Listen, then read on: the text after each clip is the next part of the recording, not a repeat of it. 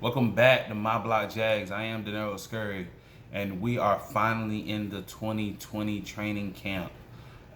It's kind of strange with the no fans and the weird way they're doing everything with COVID and all that. It's kind of the information that you get, you kind of gonna have to search for it. I ain't gonna lie, because some of the stuff like how training camp normally comes, it just all the information kind of flows through. But since there's no open scrimmages, there's their media, there's limited on media.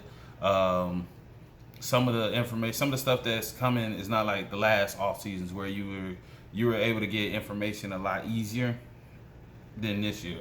Um, I'm not even gonna lie. I'm surprised that they're going through with everything. I don't think the season's gonna happen with everything going on. More and more teams saying they're not gonna have fans in the stadium.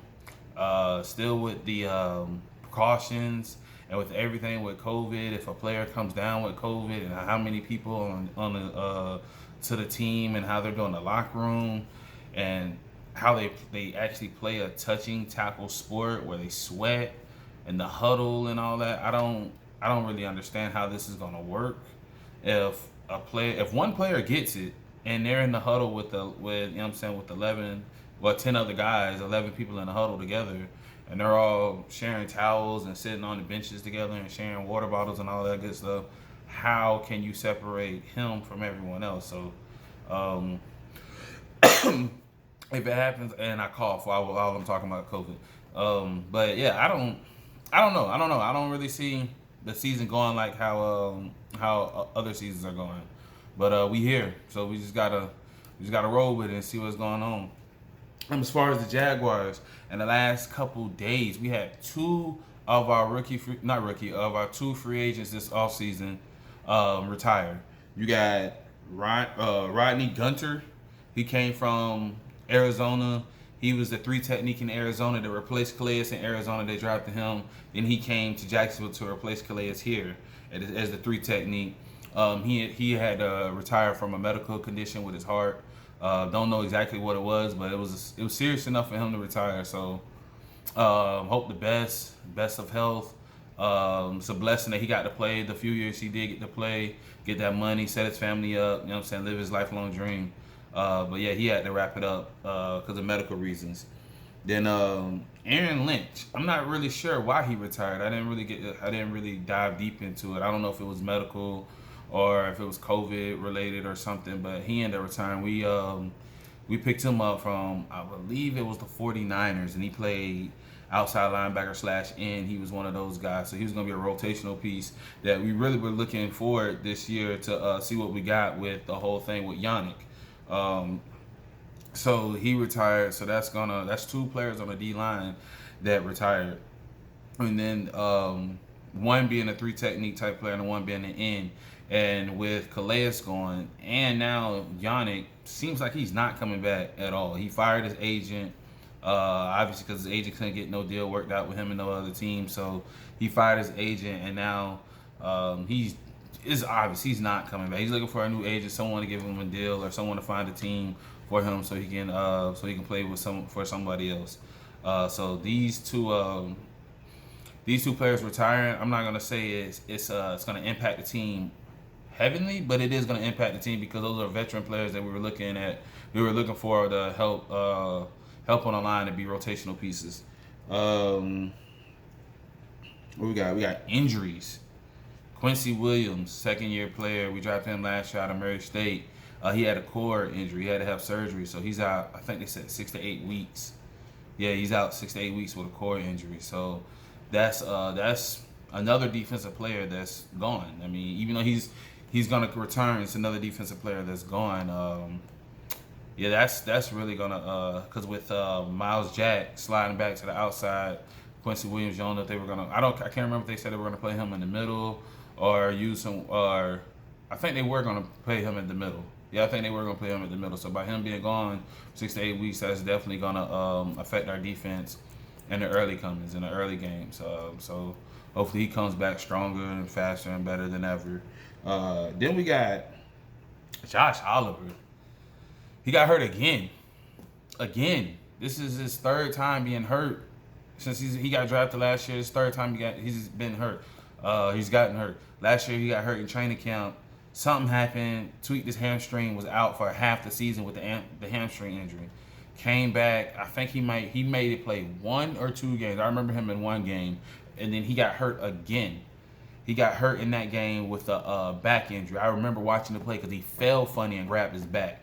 But he's hurt again. I mean, and it's a tight end that we drafted last year thinking he was going to be a good weapon on offense for Foles. And then he ends up getting hurt twice in the season, only caught 3 catches for 15 yards.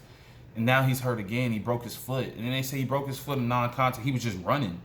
Like, dog must be made out of graham crackers or something. Like, how you break your foot just running and you're a football player? That's what you do, run. They say he was just running, non-contact. I don't even know what he was doing. He probably was just running sprints or something. Graham cracker ass foot. But he broke his foot, so he's out for however long he's out for. I don't even know.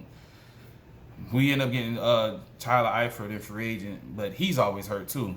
So it seems like we got a curse on tight ends. I don't know what's going on with that, but Oliver hurt. Then we gotta put our faith in Tyler Eifert. Hopefully he's healthy, but Jesus Christ, he's starting to look like an injury bust. To be honest, I'm not even gonna lie to you, because how the vision was for him when we drafted him, and then he hurt last year hamstring, hurt last year back, and back injury. Those are kind of back injuries can last a player's athlete's whole career, and then they can never be the same with back injuries. So, but now he has a broken graham cracker ass foot. So that's that. Then we got Timmy Jernigan out of Philly. He plays D tackle. He's I think we recently just signed him, probably within the last few days, maybe week. I'm not sure, but he's happy to be here.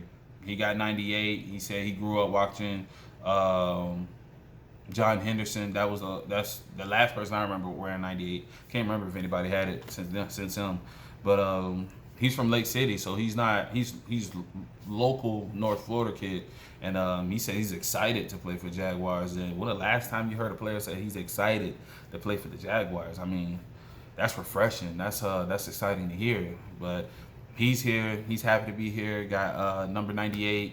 Hopefully he steps in and uses that 98, you know what I'm saying, power, get that number from Big John, and plays like him.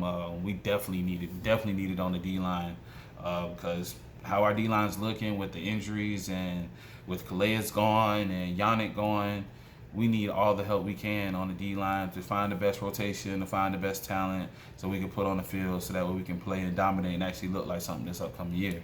As far as Minshew's throwing spirals. When the last time you seen Jaguar in training camp throw a spiral? Come on now, it's so small, but it's so exciting. We got a quarterback that can throw spirals. I ain't gonna lie, Foles last year was throwing spirals and whatnot, but we was expecting that from him. You know what I'm saying? He was Super Bowl MVP, all that good stuff, but we got a quarterback who actually looks good. Like, Minshew looks good. The whole offseason, Minshew been dogging them workouts, been going hard, trying to get better. So I'm really excited to see Minshew this upcoming year. He looks good. Hopefully him and the receivers, I know they were doing their thing in the offseason, linking up and, you know what I'm saying, getting their time and their route running and all that good stuff. So hopefully he looks really good this offseason. Hopefully the offense flows real smoothly with him and Jay Gruden. So I'm looking excited for that. But yeah, that's this video. I'm pretty sure some news is gonna happen. I hope to God we get no more injuries.